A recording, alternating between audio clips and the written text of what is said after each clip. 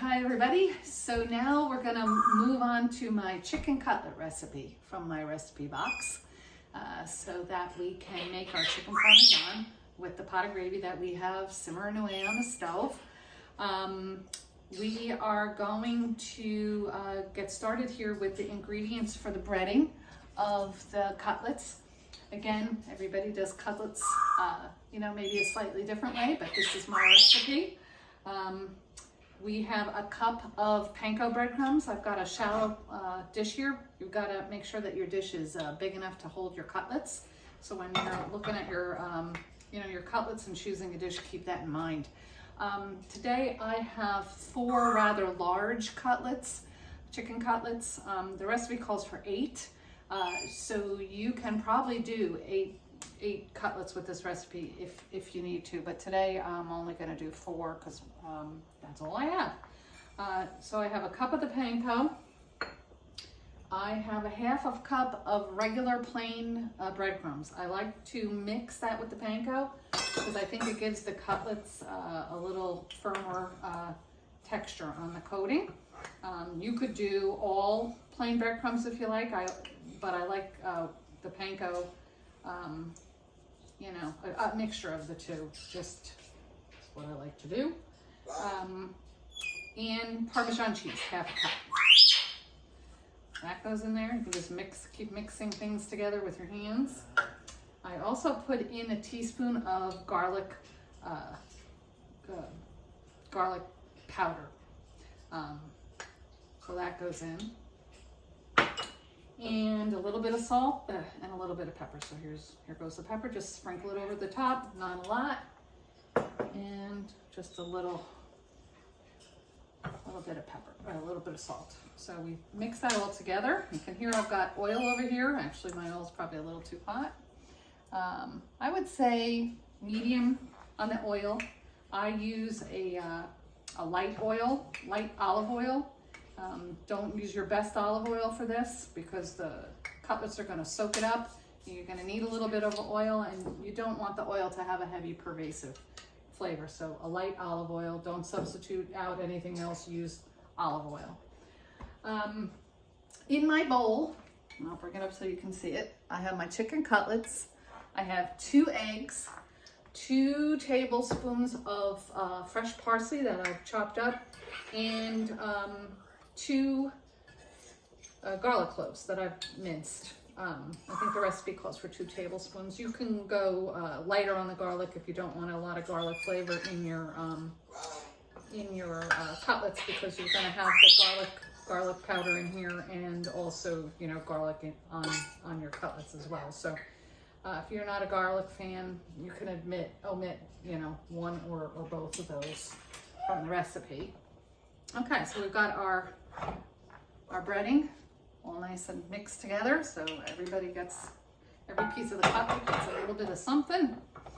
And we're just going to go in, pull out a cutlet. You can see these are pretty big cutlets, and dredge the cutlet in the coating, in the breadcrumb coating. So just get it nice and coated. Make sure you get both sides, right? And get it in the oil. Now when you put it in the oil, make sure that you lay it away from you so that the oil doesn't splatter you. That's a tip you'll always hear on TV, but it's a good one. Lay it away from you. And you can hear when it hits the oil, it should start to cook immediately. So we'll leave that one in there. We'll get our second one. Do the same thing. Coat both sides nicely.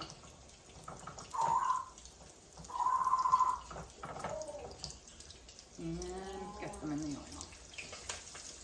All right, so I'm gonna just rinse my hands a bit.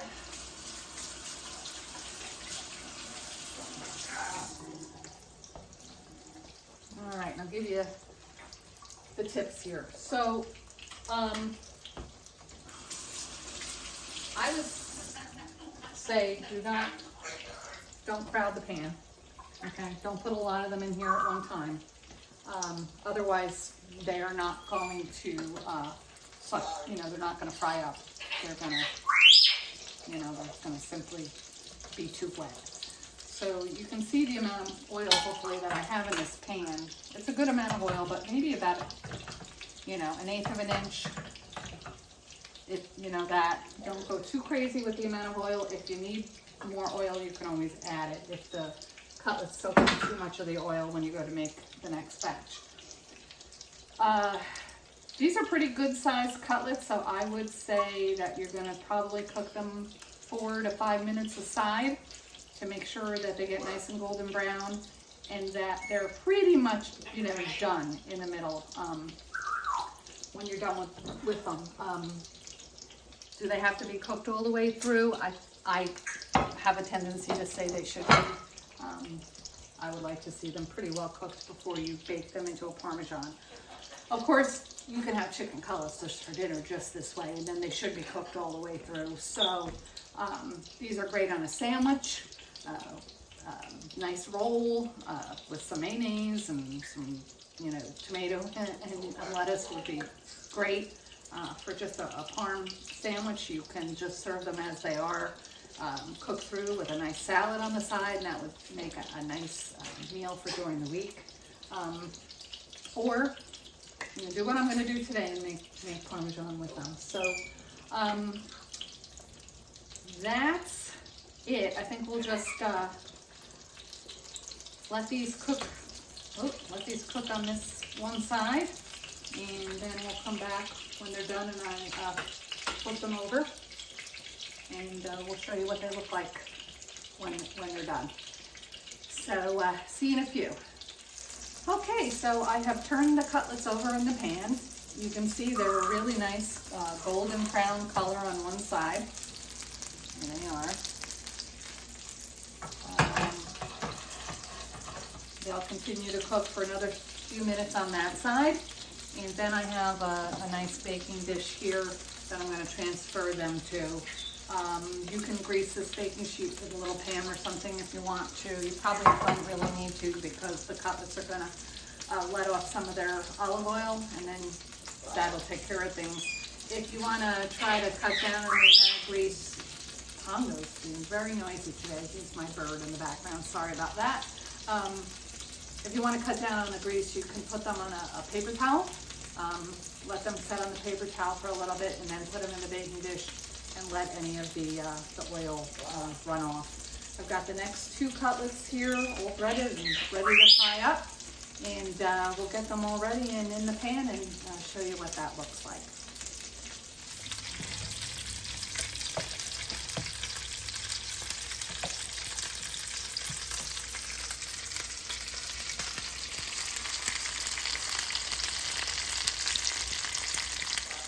Hi there, so the second batch of cutlets is been flipped and it's pretty much ready to come out of the pan. I did say 4 to 5 minutes on each side.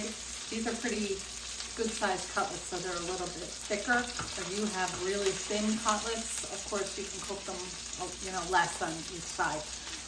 But the kind of the way that you tell if your chicken is done in the middle is I feel. If the chicken really firms up to the touch, you could use your finger if you want. You could cut into one just to make sure if you're not 100% sure if, you know, doing it by touch. But if it's pretty firm to the touch and, you know, your crust is nice and golden brown, then you're ready.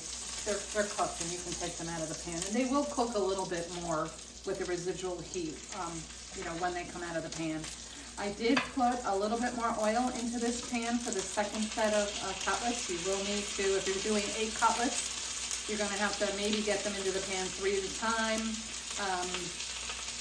2 at a time if you want to, you know, really not crowd them, and probably add a little bit of oil each time. But you can see the oil's gotten nice and brown.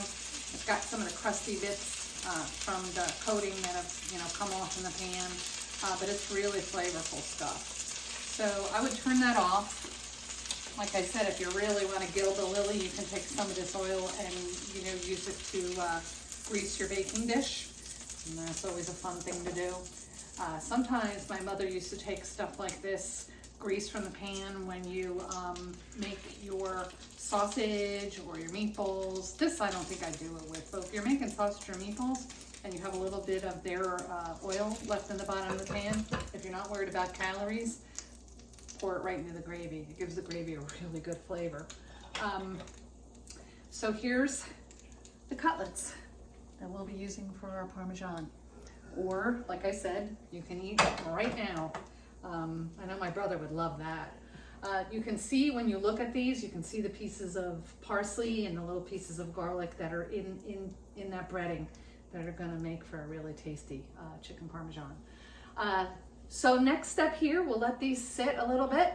We'll let the gravy finish cooking, and then about another hour, that will be done, and then we'll get together and assemble the chicken Parmesan. Exciting stuff going on here in the kitchen today with me, Sandy. See you in a minute.